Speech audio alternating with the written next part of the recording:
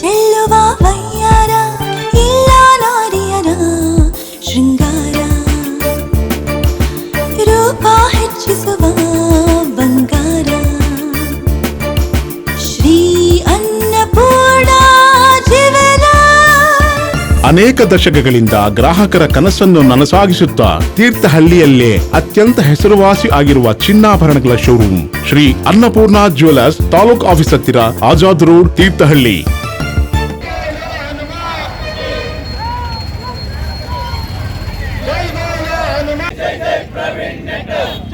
जय प्रशांत पुजारी, जय जय प्रशांत पुजारी, जय जय जय जय प्रशांत पुजारी, जय जय जय जय प्रशांत पुजारी. भारत माता की जय. जय भगत सिंह, जय जय जय जय भगत सिंह, जय जय जय जय भगत सिंह. सुभाष शेट्टी, जय जय हर्ष हिंदू, जय जय हर्ष हिंदू. जय अमर रहे, अमर रहे, अमर रहे. सुभाष शेट्टी अमर रहे. ಹಿಂದೂಸ್ತಾನದ ಗಲ್ಲಿಗಳಲ್ಲಿ ದೇಶ ಈಗ ಬಹಳ ಕ್ಲಿಷ್ಟಕರವಾದ ಪರಿಸ್ಥಿತಿಯಲ್ಲಿ ನಮ್ಮ ಪ್ರಧಾನಿಯವರು ದೇಶವನ್ನು ಮುನ್ನಡೆಸ್ತಾ ಇದ್ದಾರೆ.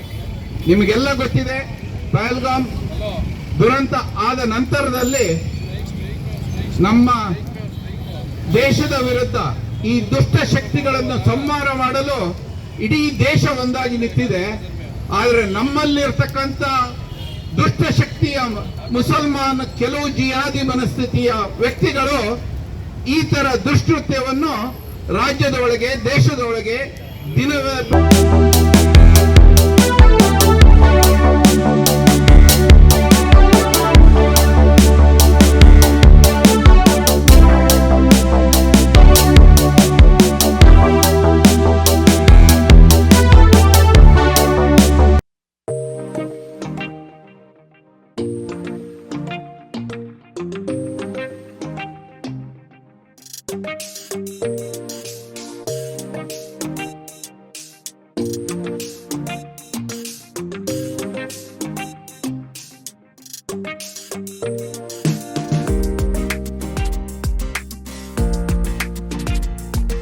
ಶಕ್ತಿಯ ಮುಸಲ್ಮಾನ ಕೆಲವು ಜಿಹಾದಿ ಮನಸ್ಥಿತಿಯ ವ್ಯಕ್ತಿಗಳು ಈ ತರ ದುಷ್ಕೃತ್ಯವನ್ನು ರಾಜ್ಯದ ಒಳಗೆ, ದೇಶದ ಒಳಗೆ ದಿನವೇ ಬಿಟ್ಟು ದಿನ ಮಾಡ್ತಾ ಇದ್ದಾರೆ. ಯಾಕೆ ನಿಮಗೆ ನಿಮ್ಮ